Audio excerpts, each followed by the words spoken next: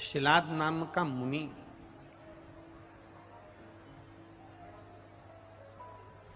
शिलाद मुनि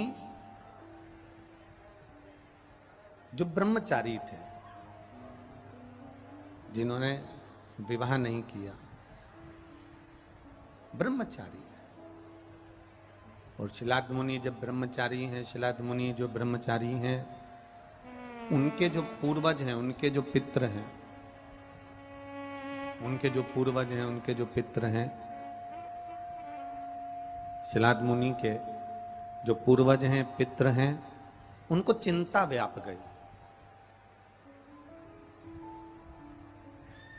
और उनको चिंता व्यापी कि ये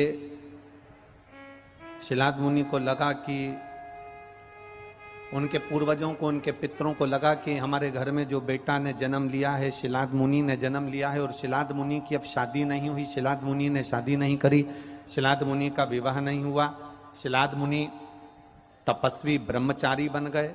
और ये ब्रह्मचारी बन गए तो अब इनके अगर बच्चे नहीं होंगे तो हमको तर्पण कौन करेगा, तिलांजलि कौन देगा, जल कौन देगा, ब्राह्मण भोज कौन कराएगा, अग्नि में साकल्य कौन देगा। शिलाद मुनि के ब्रह्मचारी बनने पर, शिलाद मुनि को सब कुछ छोड़ देने पर, शिलाद मुनि ने जब विवाह नहीं करा, शादी नहीं करी और ब्रह्मचारी का भाव धारण कर लिया और उन्होंने सब कुछ छोड़ दिया, सब कुछ त्याग दिया,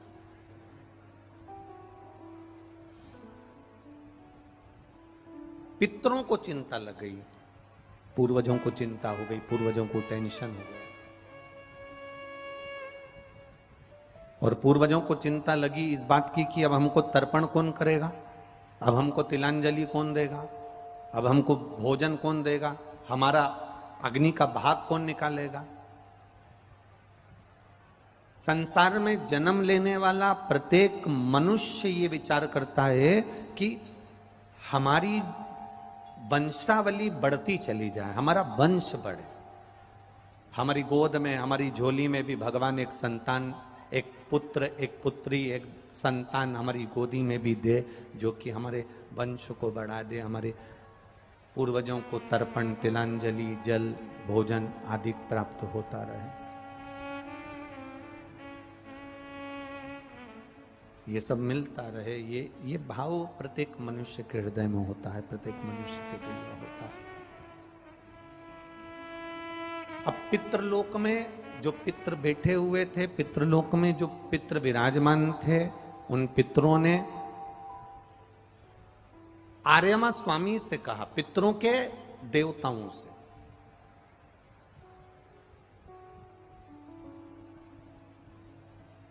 पूर्वजों ने पूर्वजों के देवताओं से, पितरों ने पितरों के देवताओं से कहा, आर्यमा स्वामी से कहा, स्वामी हमारा जो बेटा है, हमारा जो पोता है शिलाद मुनि, ये शादी नहीं करा है, इसके घर में अगर संतान नहीं होगी तो फिर हमारे तर्पण कौन करेगा, तिलांजलि कौन करेगा, हमको जल कौन देगा। और इसकी यहां संतान नहीं है क्योंकि ये ब्रह्मचारी बन गया, इसने सब कुछ त्याग दिया और भगवान की भक्ति में बैठ गया।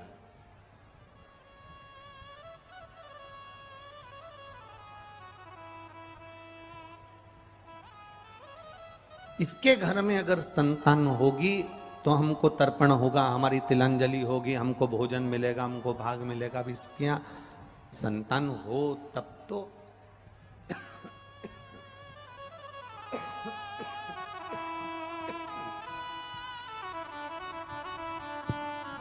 इसके यहाँ संतान हो तब तो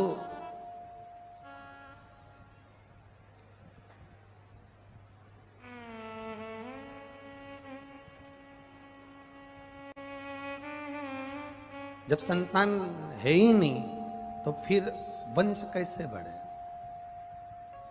वंश बढ़े। अब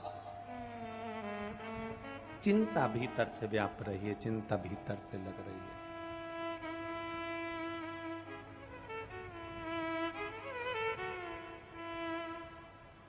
आर्यमा स्वामी ने पूछा, एक बात बहुत अच्छे से ध्यान में रखना, आप जिस स्थान पर रह रहे हो, पितरों के स्थान पर रहते हैं, तो पितरों के देवता उनकी सुनते हैं, और सुनते हैं तो मार्ग बताते हैं और मार्ग प्रशस्त करते हैं।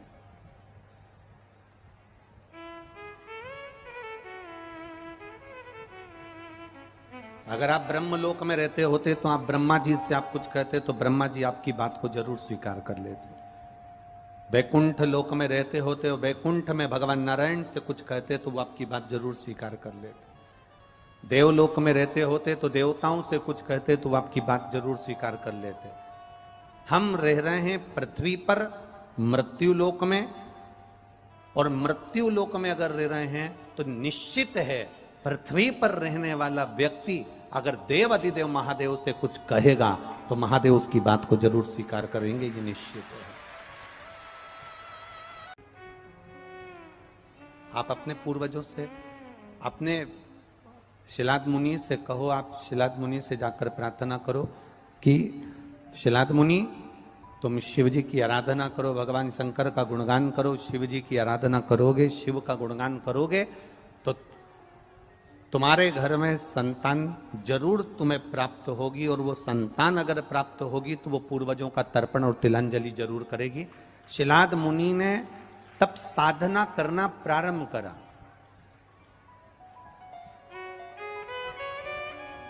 शिलाद मुनि ने तब साधना करना प्रारंभ करा।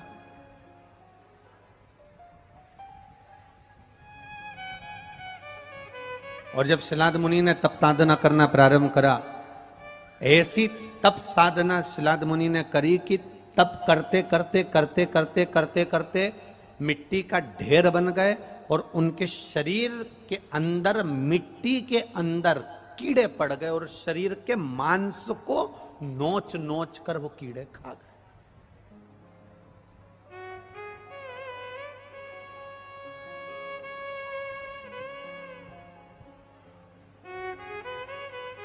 अब वो मांस को नोच नोच के वो कीड़े खा गए। शिव महापुराण की कथा कहती है, भगवान शंकर का चरित्र कहता है, शिव महापुराण कहती है कि केवल शिलाद मुनि के शरीर में अस्थियां बची थी, शरीर में केवल हड्डियां बची थीं, और केवल श्वास चल रही थी। थोड़ा सा विग्रह स्वरूप चेहरे का बचा था, बाकी का शिलाद मुनि में के शरीर में सब दूर केवल हड्डी का ढांचा हो गया था, केवल हड्डी हड्डी हो गई थी, केवल हड्डी हड्डी।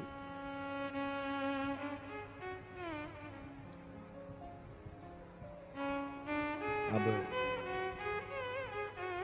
केवल शरीर में हड्डी हड्डी बची है, और प्रभु का नाम का स्मरण शिलाद मुनि कर रहे हैं। शिव के नाम का स्मरण शिलाद मुनि कर रहे हैं।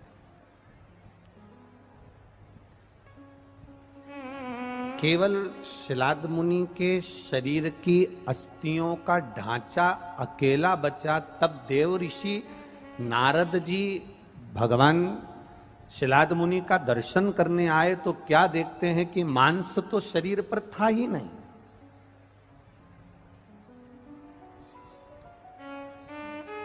मांस तो शरीर पर था ही नहीं। देवऋषि नारद ने सोच लिया अब इसमें तो प्राण बचे नहीं है, तब साधना कर भी लेगा तो क्या फल प्राप्ति क्यों ना। पर देवऋषि नारद देखकर वापिस चले गए। वहीं से नंदीश्वर निकल कर जा रहे थे, नंदी निकल कर जा रहे थे, और उन नंदी ने, उन नंदीश्वर ने देखा, उस नंदी ने देखा, जो नंदी निकल कर जा रहा था, उस नंदी ने देखा कि कोई तप कर रहा है, कोई साधना कर रहा है, और तप साधना इतनी विचित्र कर रहा है कि शरीर में मांस बचा नहीं, केवल हड्डी का ढांचा ही बचा है, केवल हड्डी का ढांचा, उसके सिवा कुछ भी नहीं बचा।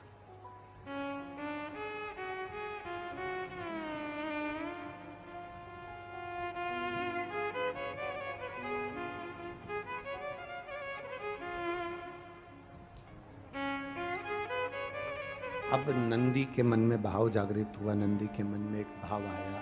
नंदी ने विचार करा कि बताओ शिव का नाम जप रहा है, भगवान शंकर का गुणगान कर रहा है और शरीर में केवल अस्थियां ही अस्थियां बची है, ढांचा केवल अस्थियों का पिंजर बचा है और मांस तो कुछ शरीर में है ही नहीं। मांस तो इस शरीर में कुछ है ही नहीं, केवल अस्थियों का पिंजर बचा हुआ है, केवल अस्थियों का पिंजर। नंदी ने, भगवान शिव जब शाम के समय भ्रमण के लिए निकले तो प्रदोष का दिन था। हमारे सनातन हिंदू धर्म में प्रदोष की बड़ी महत्वता है, शिवरात्रि की बड़ी महत्वता है, सोमवार की बड़ी महत्वता है, शंकर भगवान की सोमवार की अष्टमी की बड़ी महत्वता है। हमारे सनातन हिंदू धर्म में शिव की आराधना की एक अलग महत्वता है, एक अलग आनंद था, एक अलग सुख था।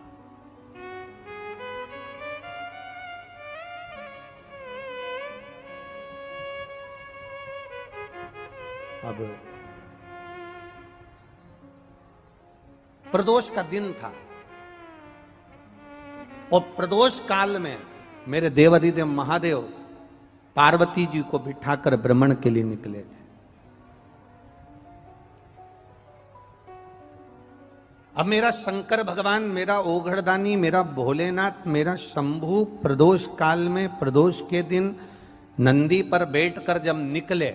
अब देखो, नंदी ने शिवजी से ये नहीं कहा कि प्रभु ये एक भक्त है और भगवान का भजन कर रहा है और उसका पूरा शरीर में से मांस जा चुका है, उसके पूरे शरीर में केवल हड्डियों का ढांचा बना हुआ है, अस्थियों का ढांचा बना हुआ है, केवल शरीर में हड्डियां हड्डियां रह गई, बाकी के कुछ भी नहीं है। ये नंदी ने शंकर भगवान को कहा ही नहीं, ये नंदी ने भगवान शिव को नहीं कहा, ये नंदी ने भगवान शंकर को बोला ही नहीं, बोला ही नहीं।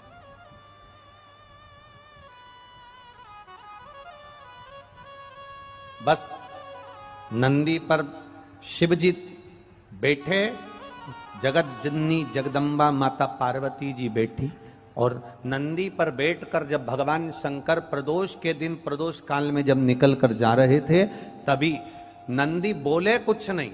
नंदी बोलते कम है, बोले कुछ भी नहीं और शिव जी को ले जाकर सिलाद मुनि के सामने नंदी थोड़ी देर खड़े हो गए। नंदी वहां शिलाद मुनि के सामने खड़े हुए, बस नंदी जाकर खड़े हुए और पार्वती जी ने नंदी से कहा आगे बढ़ो ना, आगे चलो ना। इतने में नंदी आगे बढ़ते नहीं, आगे चलते नहीं।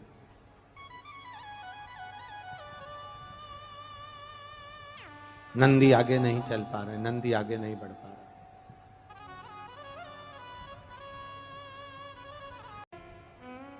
अब पार्वती जी ने कहा तू हमारा कहना नहीं मानेगा। नंदी बोले नहीं, चुप, मौन, बोले नहीं।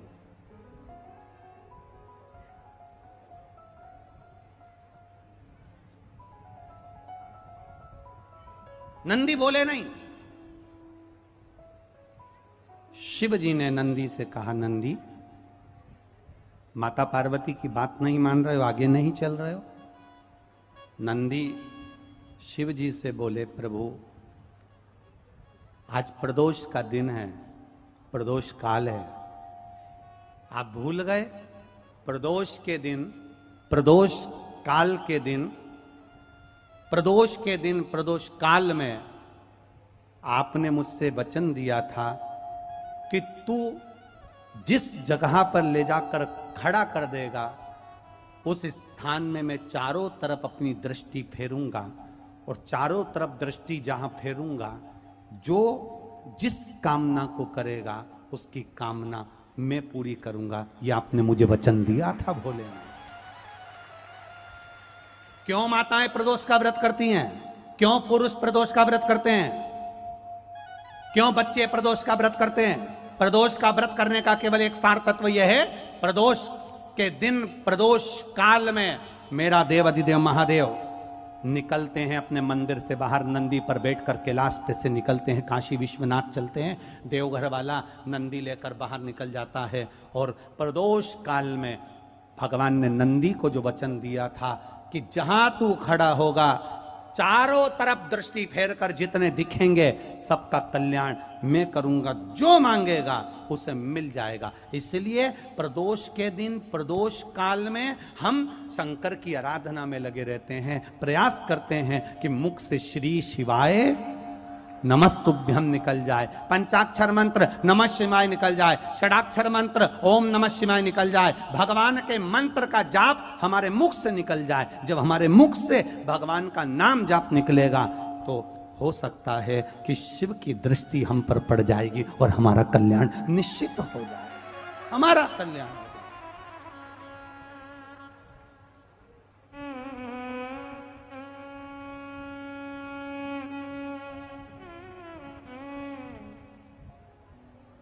वो कहते ना,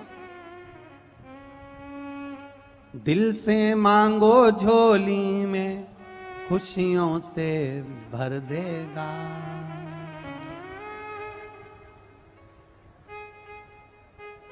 वो साधारण नहीं है महाराज, वो बाबा डमरू वाला रे थारी मौज कर देगा।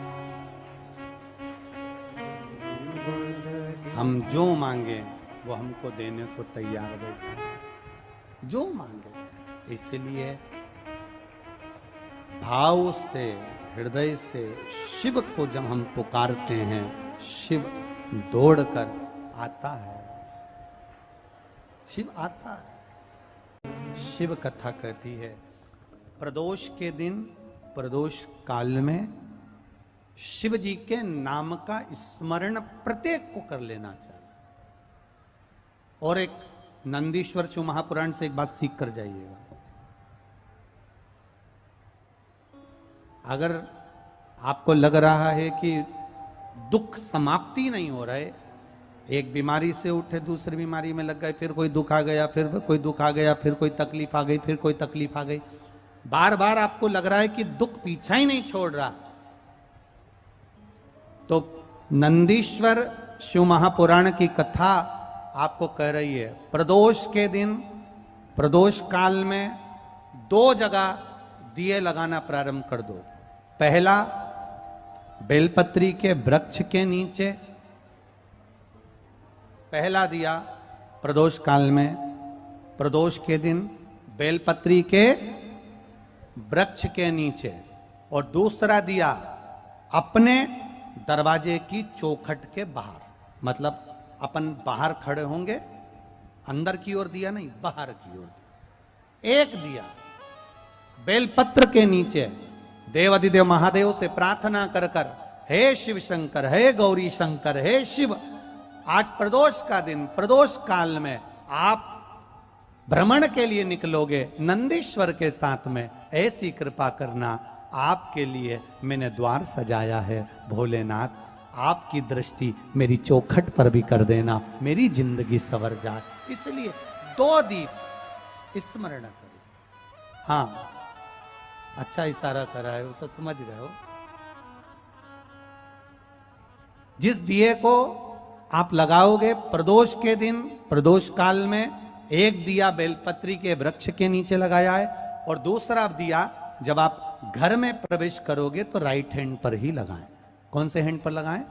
राइट हैंड पर। बहुत बहुत साधुवाद आपको दीदी, धन्यवाद, धन्यवाद दो, उन्होंने इशारा करके बताया कि दिया किस ओर लगाएं।